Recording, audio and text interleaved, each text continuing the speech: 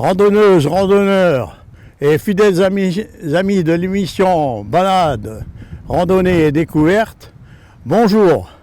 Alors aujourd'hui, avec notre ami Romain, nous allons vous faire découvrir la rivière Le Thon, qui prend sa source ici. Nous sommes à Châtillon, en Belgique, dans la Gaume, et nous allons découvrir la source. Et nous irons tout le long du Thon. Alors elle se jette, cette rivière se jette en France, à Écouviez, dans la Chière. Alors voilà les sources du Thon, nous y voilà. Alors à partir d'ici, il y a 32 km pour rejoindre Écouviez. Alors on essayera d'aller un peu partout. Le Thon traverse tous ces villages, les villages de la Gaume-Lorraine, et ensuite qui passe la frontière près d'Écouviez. Et nous irons au confluent avec la Chière, en rive gauche. Voilà le début, on dit les sources, parce qu'il doit en avoir plusieurs, et puis c'est vraiment bien aménagé, il y a un beau petit lit là, pour la source du Thon. Alors ici, le cours d'eau n'est pas très conséquent, mais vous verrez par la suite, c'est un peu plus large. Et là, on va se diriger, on continue le cours d'eau et on se dirige sur Châtillon et ensuite Saint-Léger. Alors là, nous sommes à Châtillon, entre Châtillon et Saint-Léger, à l'entrée de Saint-Léger. Les derniers vestiges de la sidérurgie de ce coin de Belgique. Et bien juste derrière, il y a le Thon qui passe. C'est notre fil conducteur de cette balade d'aujourd'hui. Et bien ici, c'est les derniers vestiges de cette usine du haut fourneau David. Ça s'appelait le haut fourneau David, qui servait de soufflet pour le haut fourneau. Alors là, nous sommes à Saint-Léger et ça traverse toute la petite ville de Saint-Léger, le Thon, et il va arriver dans l'étang de Conchibois.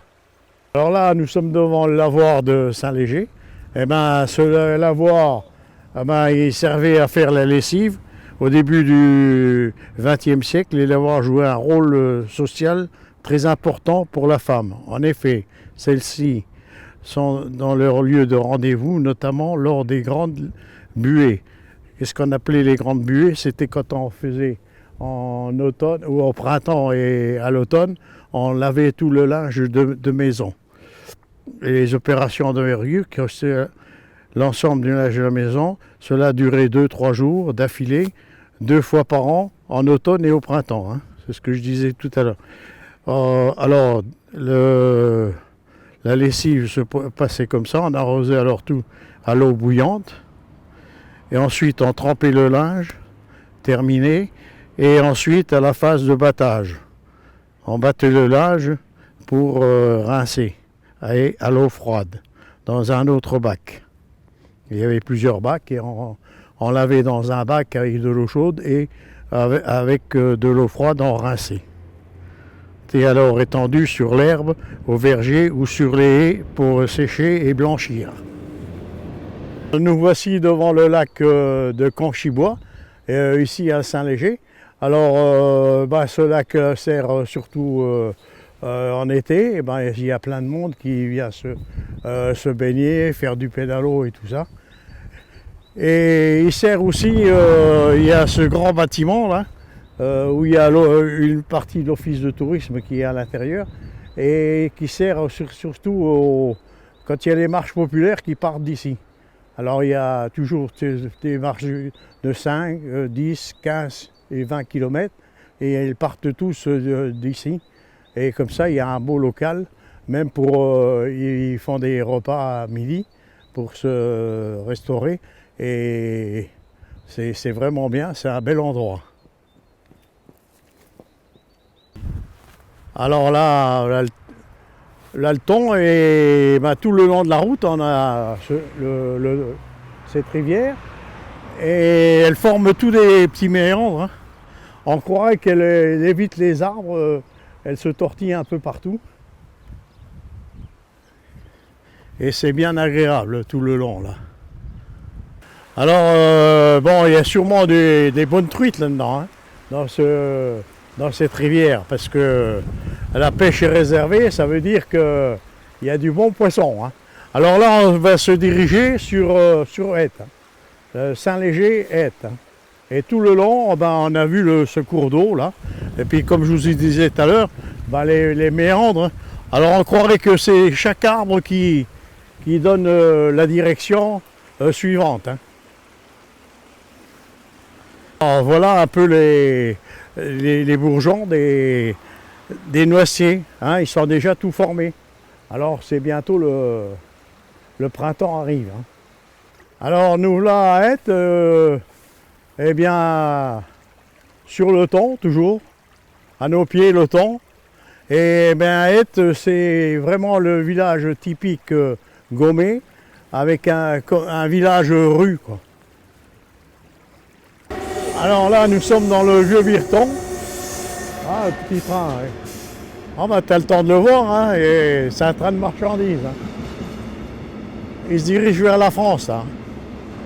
Et là, bah, voilà notre thon que nous avons suivi depuis tout à l'heure.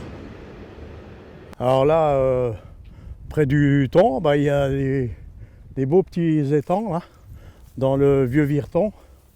Et sûrement des étangs privés de pêche.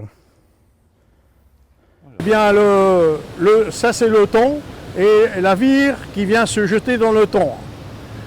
Et on a rencontré un charmant monsieur qui nous a expliqué un peu. Il a une roue, on la voit ici là, qui lui fait l'électricité pour toute l'année. Alors il est éclairé et tout ça grâce à cette roue. Alors pour l'anecdote, ce monsieur nous a raconté, comme il y a un petit barrage devant pour filtrer un peu toutes les saletés qui ne doivent pas s'engager dans la roue, et ben il a déjà trouvé 3 cadavres, hein. Alors j'ai eu les inondations, hein. Ah bah oui, quand ça déborde, hein. Ah oui. Alors voilà. Ah, ouais. Donc la roue elle tourne à la vitesse de 20 tours minutes.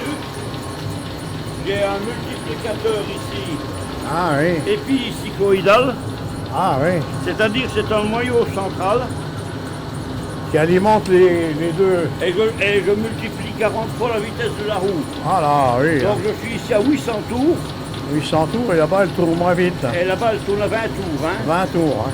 Et je repasse sur une poulie, donc ça c'est une poulie de 40, je repasse sur une poulie de 20 pour avoir mes 1500 ouais. tours. Ah oui. Voilà. Et c'est ce qui entraîne la roue alors. C'est la force hydraulique, c'est l'eau qui entraîne la roue. Voilà. Alors là, nous sommes presque à la confluence. Alors vous montrer la confluence. Alors ici, c'est à ma droite la vire et à ma gauche le thon. Et c'est la vire qui jette dans le thon. Voilà, alors nous là à la confluence, hein.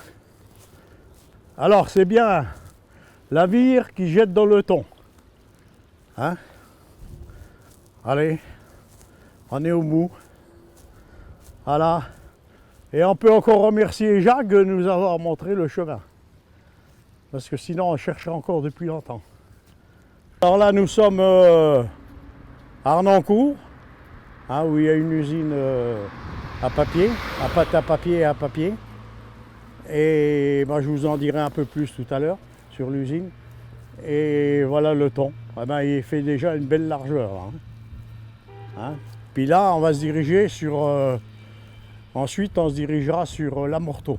Nous sommes devant l'usine Burgo-Ardennes, qui est une filiale d'une papeterie italienne du groupe Burgo Group, et l'un des principaux acteurs économiques de la gomme. Il produit par an 380 000 tonnes de pâte à papier et en plus de 380 000 tonnes de papier couché haut de gamme destiné à l'édition et la publicité. 650 personnes permettent à ce site industriel de fonctionner 24 heures sur 24.